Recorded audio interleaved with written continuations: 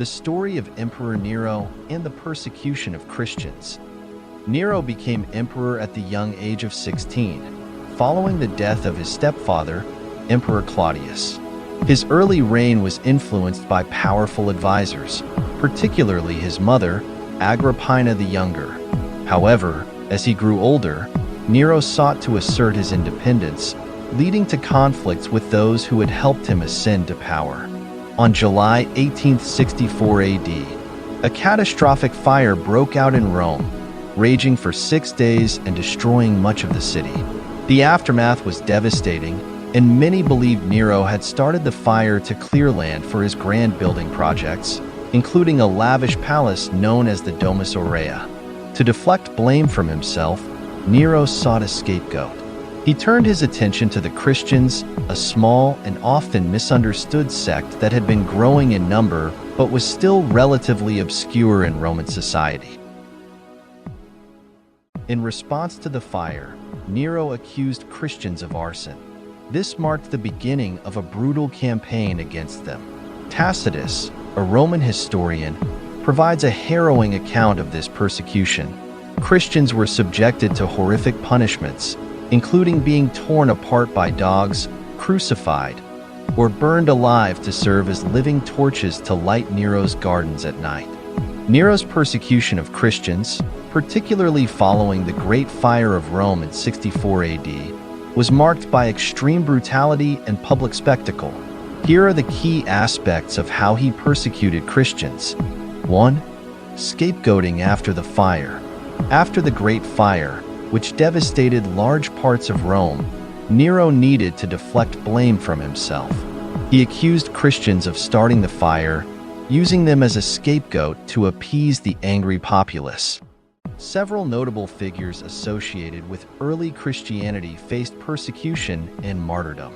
Key disciples and early Christians believed to have been killed during this period include 1. Peter, traditionally believed to have been crucified upside down in Rome around 64 AD. According to early Christian writings, he requested to be crucified upside down, feeling unworthy to die in the same manner as Jesus. 2. Paul, likely beheaded in Rome around the same time as Peter, during Nero's persecution of Christians. Apostle Paul is traditionally believed to have been martyred in Rome around 67 AD. According to early Christian tradition, he was beheaded. This method of execution was likely due to his status as a Roman citizen, which afforded him a quicker death compared to crucifixion. The exact location of his martyrdom is not definitively known, but it is often associated with the area of Rome near the Ostian Way. Paul is also believed to have been buried in the Basilica of St. Paul outside the walls, which has become a significant site of veneration. 3. James the Just.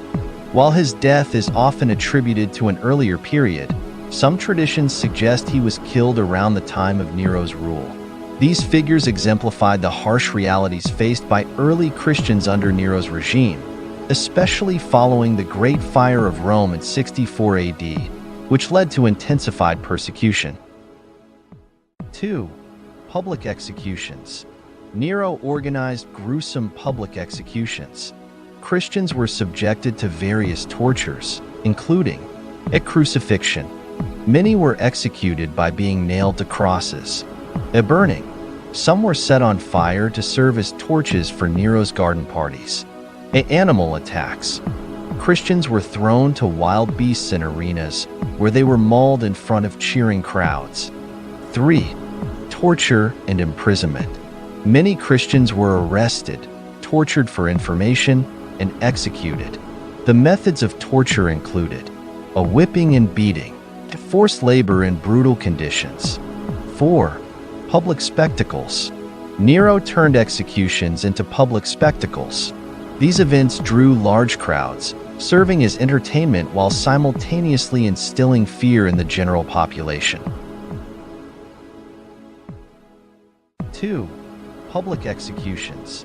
Nero organized gruesome public executions. Christians were subjected to various tortures, including a crucifixion. Many were executed by being nailed to crosses. A burning. Some were set on fire to serve as torches for Nero's garden parties. Animal attacks. Christians were thrown to wild beasts in arenas where they were mauled in front of cheering crowds. 3. Torture and imprisonment. Many Christians were arrested, tortured for information, and executed. The methods of torture included a whipping and beating, forced labor in brutal conditions. 4. Public spectacles. Nero turned executions into public spectacles. These events drew large crowds, serving as entertainment while simultaneously instilling fear in the general population. 5. Blaming Christians for other misfortunes. Beyond the fire, Christians were often blamed for various calamities, further justifying their persecution. This included attributing natural disasters and plagues to their presence. 6.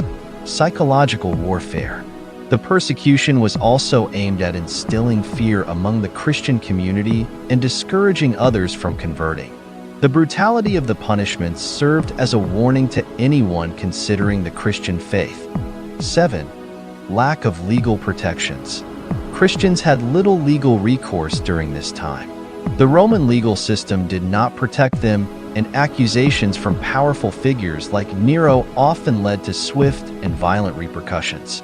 Nero's actions were not only a means of scapegoating, but also a way to consolidate his power by uniting the populace against a common enemy. This persecution was marked by extreme cruelty and was both a punishment and a spectacle for the Roman public. The persecution of Christians under Nero is significant for several reasons. It highlighted the early church's vulnerability and the growing tension between Christians and the Roman Empire. The events led to the development of early Christian martyrdom narratives, which framed those who died for their faith as heroic figures. The persecution under Nero set a grim precedent for future emperors.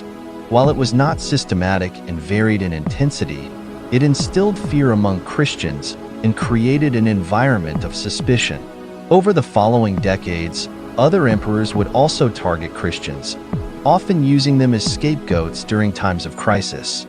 Nero's reputation as a tyrant and his persecution of Christians contributed to his downfall. In 68 AD, faced with rebellion and a loss of support, Nero took his own life, leaving behind a legacy of cruelty and chaos. If you found this story compelling, don't forget to like, share, and subscribe for more historical deep dives.